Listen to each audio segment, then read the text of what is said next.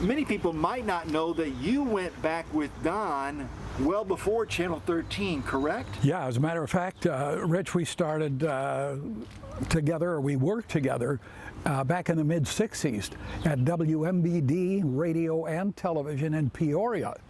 And that's where Don and I first worked together. In fact, I think I introduced him when he came to television back at WMBD with Channel 31 back in those days. And then we separated the late 60s or so. He came to Indianapolis, was hired primarily to do the Pacer stuff, which was, you know, just right knocking on the door of heyday. All of those ABA days are just truly magnificent, you know, and Slick Leonard and McGinnis and everybody. That just stands out as really the time for the Indiana Pacers, though this year is obviously a good exception too. But those were great memories. And so, yeah, short answer to your question, we've known each other and been together for about 60 years. Wow. So, long time. So how did you both wind up then at WTHR?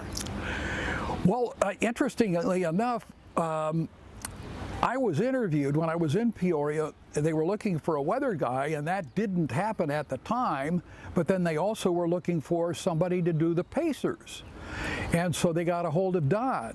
So they hired Don right away, and we both left Peoria at the same time. He came here. I ended up going to Albany, New York, and worked in New York for a few years.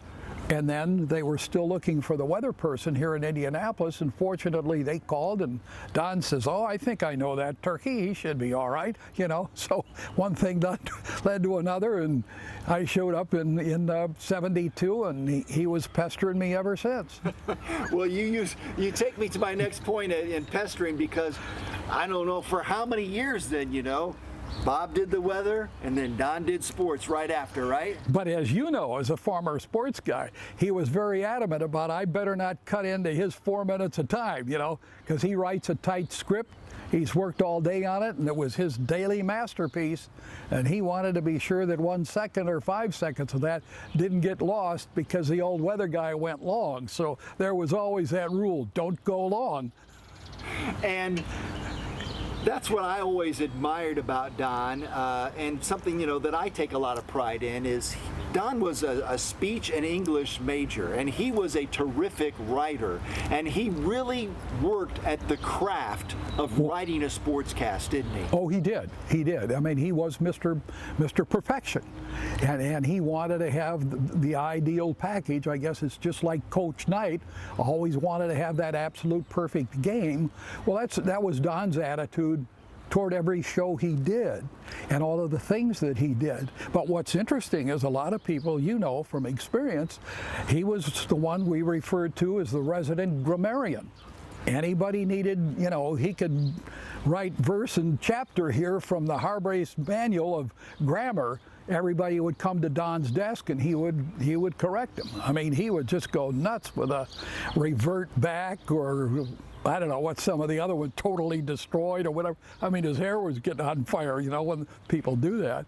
Yes, he was very particular about the words that we used. That's and true. The words that he used. Yeah, sure. It was very unique. Yes.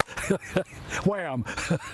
Well, one of the things I remember is your tradition of having afternoon cookies. We did. In the break room with We Don. did.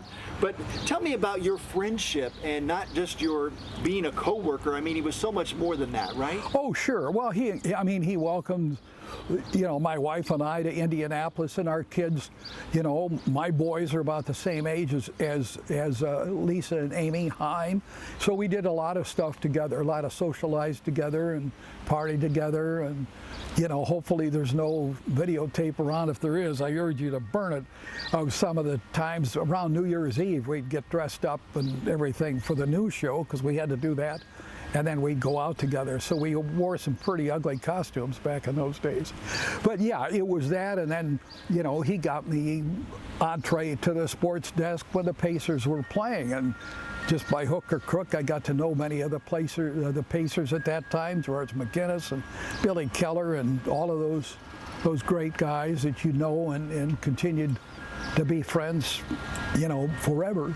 And then golf and at the Speedway. And so he always kind of was good at bringing the old guy along, as he used to refer to me as the old guy. So we'd go out and hit a lot of golf balls together. I'd hit a lot more than he would, but we did have some fun.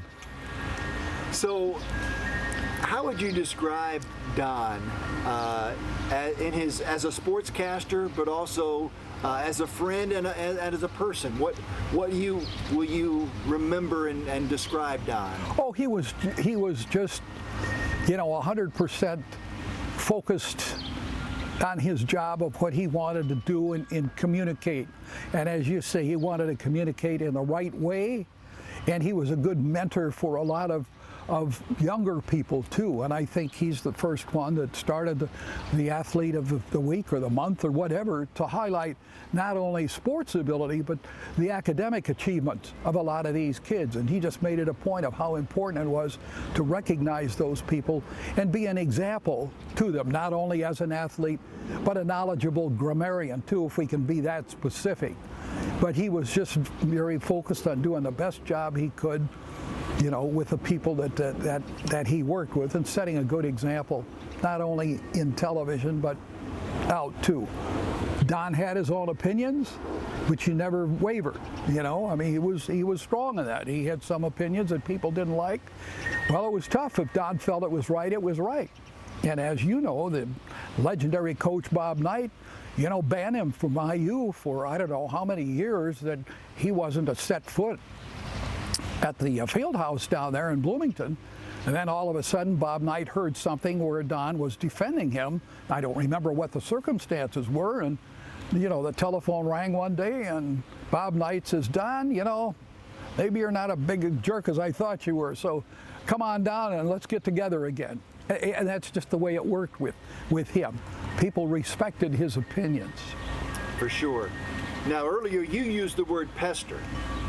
He did like to give you a hard time. Oh, yeah. Well, I had thoughts of that the other day, because in the newsroom our desks were kind of at an L and our backs were together. But I'd be busy working on my thing, and as you recall, Don had that bowling pin. Where he got it, I don't know, but he'd alert the whole newsroom. And I'm busy working away, and he'd take this bowling pin, and that sucker would hit the floor, and I'd go right straight up about 5 feet. He'd turn around with the biggest laugh, and the whole room was just cackling in there because he just scared the whatever out of me. And I think he also enjoyed occasionally when he might get you to wheezing on the air. Well, he'd help it along a great deal, yeah. He didn't help in cutting things out. He says, let him go, and we did have those occasions that, fortunately that was at a time, Rich, I think, where we could get by with a little more of that than today. We both would be out on the street, down in the circle somewhere with our hand out here, But they were just, fun times that we enjoyed ourselves, and I think the audience did too. And that's what helped us connect for all of those years that we were able to do that. I think the people felt that. So we weren't hiding anything back. There were no secrets. When I first started, one of the best pieces of advice that I got that I remember is, don't be afraid to make a mistake. And we are human and we make mistakes. So you just work with them.